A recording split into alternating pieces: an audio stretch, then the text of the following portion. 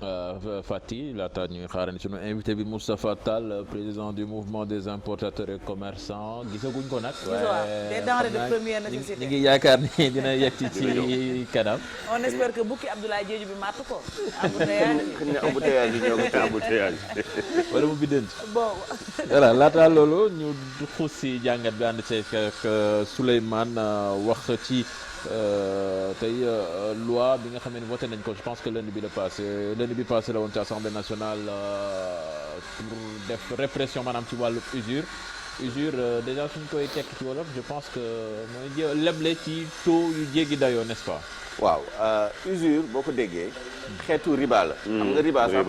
waxu diine la. waaye moom lañ ko mën a méngaleel. moom mooy nga lebal nit teg ci. intérêt boo xam ne dafa jéggi dayo donc dayo bi nag moom mooy loi bi ñuy voté ñaari loi la sax benn bi ci intérêt légal la jëm mais loolu dinañ ci ñëwaat bi si kanamee beneen bi ci taux d'usure moom mooy ñi nga xam ne dañu lebale xaalis muy banques yi di structure financière décentralisée yi maanaam microfinance mais yeneen intervenant yëpp parce que gannaaw bi nga signé convention ak nit wane ni da nga koy jox xaalis mu delloo la ko am lu mu ci teg rek mu nangu ko nga nangu ko ngeen signé ko même boo dul banque sax loolu day dal sa kaw maanaam loi bi day indi benn dayo boo xam ne ci dayo boobu intérêt mën na ci xëj lu mu mënti toll en l'occurrence dayo boobu ci banque yi 15% la maanaam ñaar fukk yu ñu la lebal mën nañ ci teg ñetti dërëm yoo xam ne day lew day nekk intérêt bu lew waaye boo ci tegee ñeenti dërëm wala nga teg ci juróomi dërëm wala rawatina nga teg ci fukki dërëm bu boobaa day nekk riba day nekk taux usuraire te bu boobaa yoon day dal ci ki nga xam ne moom moo indi loolu du dal ci ki ko nangu xëj na xam nga day am day gis nga soxla xaalis ñu ne la da nga soxla 1 million ñu ne la 1 million ngi nii waaye da nga ci teg 200 000 wala 1 million 500 000 day am sax wala sax nga fay nga ful ko ñaari yoon donc moo ko delloo loolu bu amee bu boobaa yoon day dal ci ki nga xam ne moom moo def loolu mooy taux usuraire maanaam riba la boo xam ne day yokk ci dayo bi nga xam ne yoon mayee na ko ci li ñu teg ci bor bu ñu delloo Sénégal nag lan moo tax mu voté loi bu mel noonu lu mu ci jublu stabilité financière wala waaw yooyu yëpp mu ngi ci am na ñaari pàcc benn bi mooy aar les citoyens acteurs économiques yi nga xam ne dañu dem di lebu xaalis dafa jaadu loi bi protéger leen ci ni am na dayo boo xam ne delloo bor waru ko weesu loolu benn la beneen bi c'est dans l'intérêt aussi des structures financières ñu am lisibilité ñu xam aussi fu ñu teg seen tànk parce que boo xamul lan moo yenu maanaa ak lu yenuwul maanaa xëy na di nga def fekk yéene bu baax la woon fekk tamit li ngay def li dafa jéggi dayoo xam nga jéggi dayoo da ngay wax fan la dayoo bi toll donc loi bi loolu lay indi moom mooy clarification des termes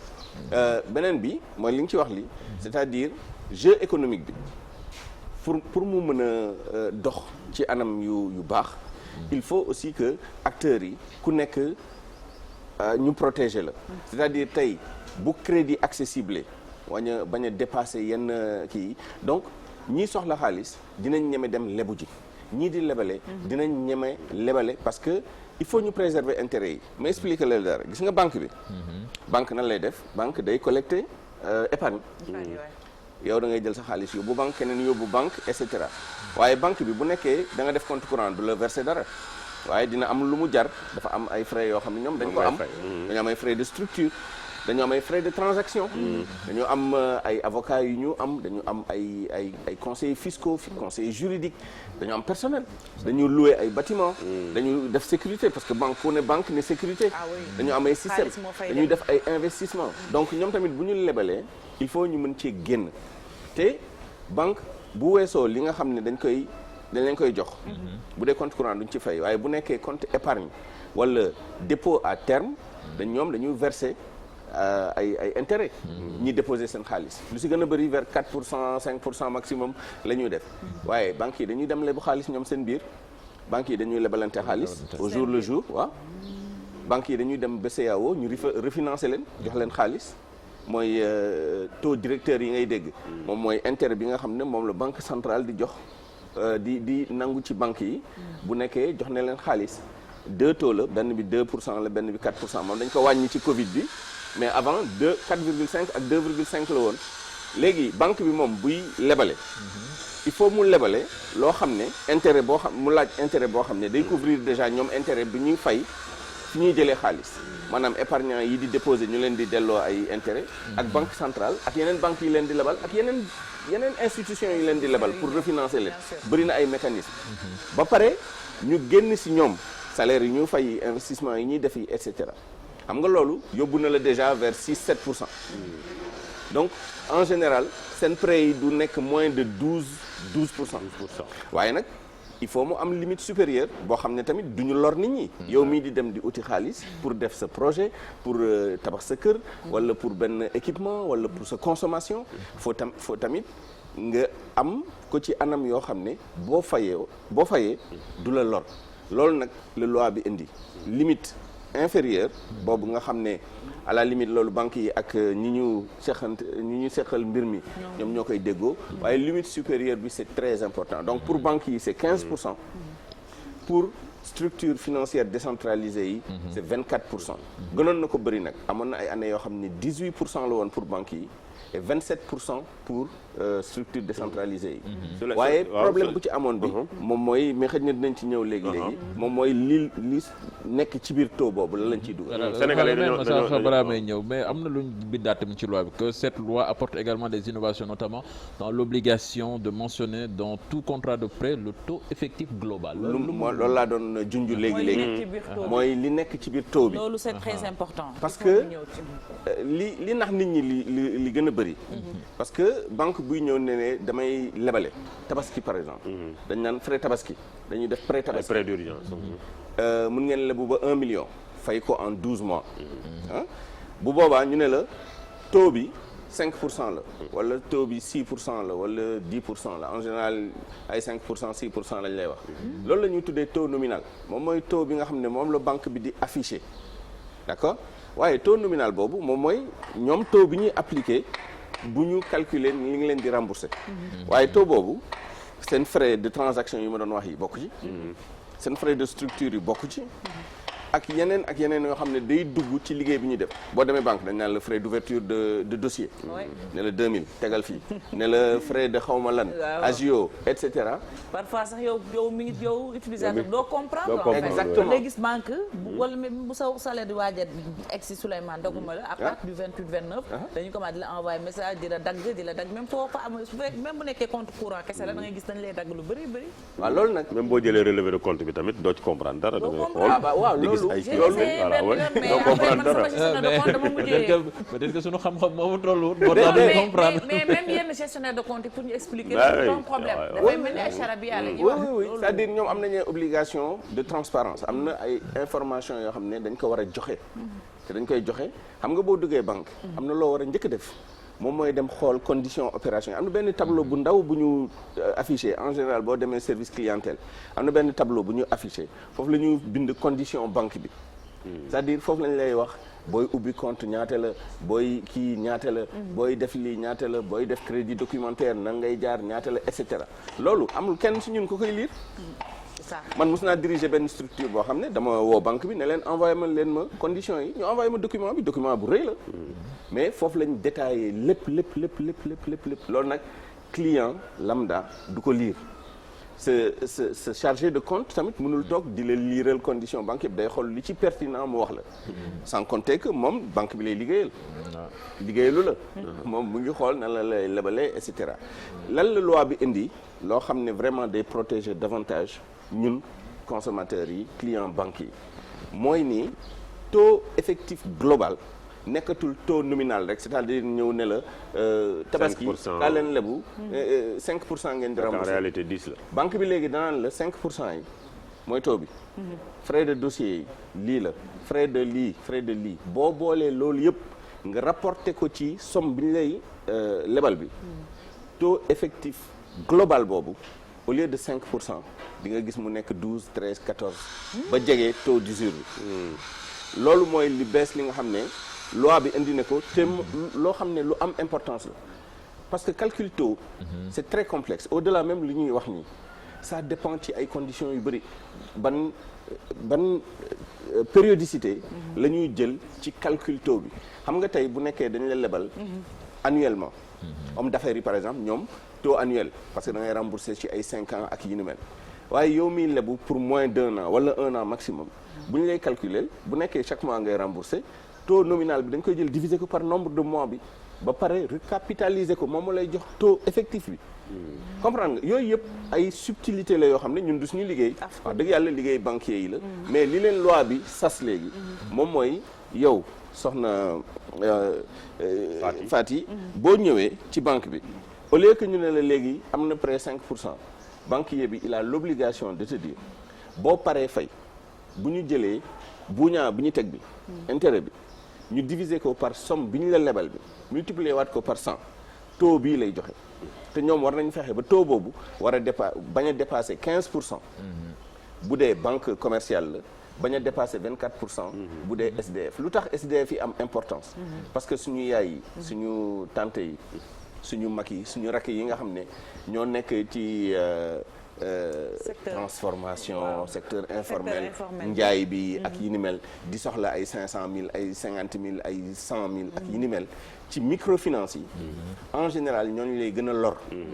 parce que da ngay ñëw ñu la non da ngay ñëw ñu lebal 100 000 nga fay 100 000 yu teg 10 000 wala ñu lebal 1 million ngay fay 150 000 par mois par exemple ak yu ni mel fekk yow booy calculer loolu rek ngay calculer boo demee ba ci biir nga rendre compte ni fayoo 150 000 par mois ndeke 175 000 nga doon fay par mois 25 000 yu tegu chaque mois yooyu xëj ne yeneen frais la yoo xam ne kenn waxalu ko woon loi bi léegi dafa ne yow banque bi wala yow SDF bi da ngay wax ki ngay lebal ni bu paree fay boo boolee lu mu fay li yëpp li tegu ci li nga ko lebaloon li boo ko diviser waatee par li nga ko lebala woon nga multiplier ko par 100 c'est-à-dire nga calculer pourcentage bi du dépasser 24%. léegi Souleymane bu fekkee banque bi respecté wul li nga wax yëpp maanaam client bi waxuñu ko xibaar yi ci nekk yëpp ci en fonction de loi bu bees bi tey ji yan daan ñoo mën a aju ci banque bi wala client bi fan la mën a jaar pour mën a am gain de cause. alors il faut dire que secteur bancaire moom mooy secteur bokk ci secteur yi ñu gën a réguler pas seulement au Sénégal rawatina Afrique de l'Ouest puisque union monétaire lañu nekk ak économique mais dans le monde bokk na ci secteur yi ñu gën a réguler triple régulation parfois même quadruple régulation Sénégal par exemple boo jëlee BCEAO moom mooy seen principal régulateur banque bu fi def lu dul noonu BCEAO dina ñëw dal sa kaw état bi ci boppam ministère de l'économie et des finances ci ay département direction yi nga xam ne ñoom ñooy toppatoo yooyu ñoom tamit dañuy def régulation bu am solo parce que bu ngeen gisee banques yi bu ñu amee problème surtout structure décentralisée de financement yi bu ngeen remarqué chaque fois bu amee benn problème ci benn microfinance wala ak yu ni mel di nga gis benn délégation buy jógee ministère dem def fa enquête BCEAO tamit def fa enquête sans compter que maintenant observatoire de la qualité des services financiers mu ngi fi te loolu il faut que sénégalais yi xam ko man am na ñaari cas yoo xam ne ay nit ñi ñëw si man xëj na doon waxtaan nii rek ne man de dama am problème ak compagnie d'assurance bi dama am problème ak banque bi ku ma jege tamit mos na ko dal il y a quelques années mais dama ko ne kaa ñu ànd kooku moom dama ne kaa ñu ànd dem observatoire de la qualité des services financiers bi ñu fa demee observatoire bi dafa jël dossier bi traité ko parce que dañuy woo banque bi directement wax ak moom rappeler ko à la loi ne ko yow lii mooy sa obligation waroo def lii et en général banque bi da koy corriger yàggul kenn si suñuy collègue amoon na fi tamit benn dossier boo xam ne dafa tardé benn compagnie assurance bu ko waroon fay di ko dawloo keroog bu mu demee observatoire de la qualité des services financiers ñu ngi fii Sacré-Cœur yaakaar naa bu ñu déménagé wul ñoom ñoo jël dossier bi traité ko ak compagnie d'assurance bi au bout de quelques semaines le dossier a été décanté loolu tamit benn mécanisme bu am solo la dernier mécanisme bi nag moom mooy société civile bi xam nga yéen a ngi dégg waa ACSIF tamit ñu ngi taxawal vraiment usagers yi clients yi ñoom ñooy dimbali tamit nit ñi pour ñu xam seeni droit en la matière ak yan yoon la ñuy jaar waaye benn yoon bu am solo mu ngi fi gannaaw bi nga waxee ak sa banque parce que boobu mooy premier yoon bi boo amee problème ak sa banque demal ci sa chargé de clientèle nga wax ak moom bu ko mënul toppatoo nga dem ci hiérarchie am di xool ba fa nga mën a yem bu nekkee ni nag vraiment dëgër na foofu ba dëgër mën nga saisir observatoire de la qualité des services financiers ñooñu dinañ ci sóobu régler li ñu ci mën a régler bu mënul nekk nag Souleymane banque yi nga xam ne comme BHS amuñu chargé de clientèle si da ngay dugg rek foo non attends amuñu chargé man fa laa nekk amuñu chargé de clientèle boo duggee siège koo jot rek da ngay dugg toog ndax pas benn chargé de clientèle spécifique boo xam ne ni mooy topp sa compte xaw ma chargé de compte maa ngi jaawale chargé de compte il y a toujours un chargé de compte par exemple non gestionnaire de compte amul gestionnaire de compte chargé de clientèle la c'est-à-dire ay portefeuille la ñu yore léegi nag lii am moom mooy parfois les gens ne vont pas vers leur gestionnaire de compte waaye normalement ah oui théoriquement da ngay am chaque fois gestionnaire de compte mais ma terminer juste ci recours yi ñu am yi le dernier recours c'est le recours juridictionnel mooy nag dem tribunal te boo gisee ñu doon wax sànq le taux légal tribunal moo tax ñu wax mooy lan moom mooy boo demee nag wax dëgg yàlla ba nga am problème ak structure financière nga jéem yeneen i pexe c'est-à-dire waxtaan ak ñoom ba mu sës sottiwul nga jaar ci tiers yi muy observatoire de la qualité des services financiers nga jaar ci ay intermédiaires arbitrage am na ay chambre de commerce yooyu yëpp sottiwul wax dëgg yàlla tribunal yoon ñëpp la fi nekkal bu boobaa nga saisir tribunal bu compétent am na ñoo xam ne tribunal de commerce la am na ñoo xam ne tribunal de grande instance la et cetera bu boobaa ñu dem régler ko foofu ba fu mu yem loolu yëpp solution la mais loi bi moom mu ngi fi les instruments juridiques mu ngi fi pour atte genre affaire yu mel noonu rawatina nag usure moom loolu cadre juridique bi aménagé nañ ko actualisé nañ ko ba nga xam ne ku am genre problème yooyu tey jii yoon mën na la àtte teg ko ci ay anam yu leer notamment le taux d'usure muy banque commerciale yi muy structure jeexalee ko ci beneen pàcc bi sax moo ñi nga xamee ni c'est plus informel maanaam suul bukki suulu bukki yooyu tamit dañ koy faral di gis te boobu sax lu ci ëpp sax mooy gën a lor askan wi usure bi wax dëgg yàlla foofu la gënoon a bëri mais bu ngeen remarqué phénomène boobu xaw na wàññeeku waaw nga fay ko junni teg ci junni non amoon na lu gën a graaw loolu moom mooy tey jii da nga doon gis koo xam ne day jaay équipement wala di jaay mobilier wala di jaay lu mu mën ci doon nga soxla 400 000 mu jox la tey jii luy jar 1 million ne la da nga may signer ñu def virement sa salaire chaque mois ñu verser ma 150 000 xam nga ku la fay 150 000 par mois pendant 12 mois pour rembourser 1 million fay na la lu ëpp loolu fekk yow 400 000 nga soxla woon nga dem jëli télé bi wala nga dem jëli télé ak xawma lan ak lan dem jaayi ko 500 000 génne sa 400 000 mu topp la pendant 1 an yooyu yëpp bu ngeen remarqué wàññeeku na parce que d'abord financement gën na accessible ci client lambda xëj na monsieur Moustapha Tall dinañu wax pour les professionnels ndax financement bi gën na yomb mais nit ñi am nañ un peu plus accès au financement pré-équipement yi ak yi ni mel et surtout genre pratique yooyu les pratiques usuraires dañ ko réprimer de façon très sévère ba tax na ñi koy def léegi néew na lool te balaa ñu ko def tam dinañ xalaat bu baax waaye nag criminalité moom daf fi nekk chaque fois mënoo ne criminalité zéro yooyu yëpp mu ngi am ba léegi waaye wax dëgg yàlla wàññeeku na te c'est grâce aussi à ce cadre juridique là qui a été mis en place. jërëjëf Souleymane merci jàngat bi amati na solo nga desandi ak ñun ñu dalal suñu invité Moustapha Tall ñu ngi lay nuyu. maa ngi leen di fay. mu ngi noonu moom moo jiite mouvement des importateurs ak itam commerçant lu jëm ci wàllum denrée de première nécessité léegi ñu dugg ci waxtaan bi.